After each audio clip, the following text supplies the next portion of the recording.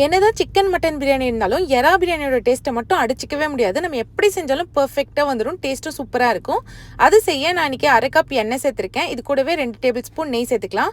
பிரியாணி ஸ்பைசஸில் எல்லாத்தையும் 4 சேர்த்துக்கோங்க. 4 வெங்காயத்தை தின்னா ஸ்லைஸ் பண்ணி சேர்த்து நல்லா வதக்கிக்கலாம்.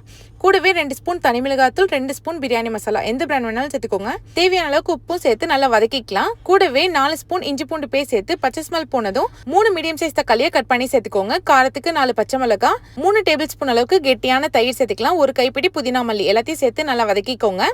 இது கூடவே நம்ம க்ளீன் பண்ணி வச்ச 1 கிலோ எறா சேர்த்துக்கலாம். எறா சேர்த்துட்டு ஒரு 5 நிமிஷம் வதக்குங்க.